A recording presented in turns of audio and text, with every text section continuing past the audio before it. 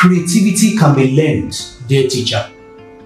You can teach your children to be creative. You don't need to be art student to be a creative student.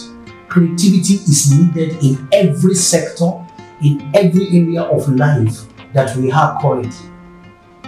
Whenever you see people getting stuck in something, finding it difficult to upgrade, to update, to innovate, something somewhere is wrong with creativity. And this is one of the things that the daily teaching operation as a teacher must attend to and must address in raising a 21st century children or students that will go out there to deliver value and showcase the virtue and the big value that is in school system. You must foster creativity. Creativity can be defined in so many ways, but really there are some that catches my attention.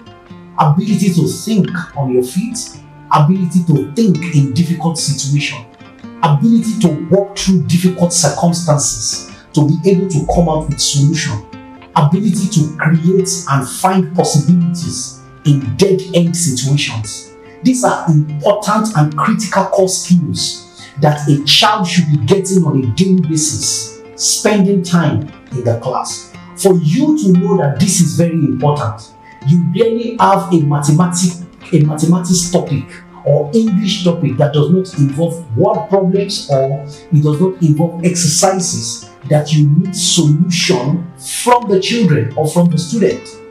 This is telling you something. Creativity is a critical core part of learning. And to be able to do that, you have to understand how it happens as a teacher. First, creativity is not an ability to draw or paint. It's an expression. Majority of these things are expressions. However, creativity is a lifestyle. Creativity is something that you get. It's a skill that is developed. Some people were born with it. Oh yes, I'm not doubting that. But it can be cultivated. It can be learned. You can learn how to be creative. And the learning is taking place in your class, which is why I'm speaking to you like this. How, Coach Wale? How is creativity happening in my class? I'm working with curriculum that I'm not even allowed to add anything to. I'm working with scheme that really I don't even have a say in the scheme. It is what I get in books, in material resources online that I bring together to determine the content of the lesson that I'm passing across. Well, let me start from how creativity happens. Creativity happens with places. It happens with places. How is your classroom environment? If you are raising creative children, you must create a creative class. Your classroom must be creative enough. Why? Because creativity happens by interaction. The children must be interacting with certain objects and certain things in the classroom. Sometimes when I get to some teacher's classroom, I just look. I feel sorry for the children that are in the class. Why? Because nothing in the class is what a child is interacting with to enhance or to boost the creativity of the child. Secondly, the second thing that helps creativity in children is people. Creative children comes from creative people.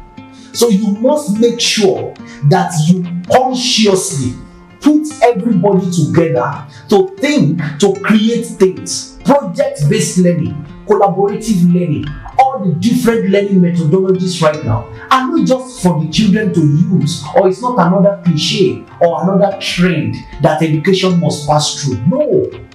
If you sincerely want to build creativity in children, you must pay attention to these practices in your class. There is a child that is coming from a privileged family, which has helped the child to become creative. That child can rub minds with another one in order to boost the creativity of that one through collaborative learning, through project-based learning. Make sure you create projects in the class or in the school that bring about the creativity of a child and inspires creativity in other children. Why? Because creativity is a skill. Practice this and you see the children displaying creativity. Thank you very much.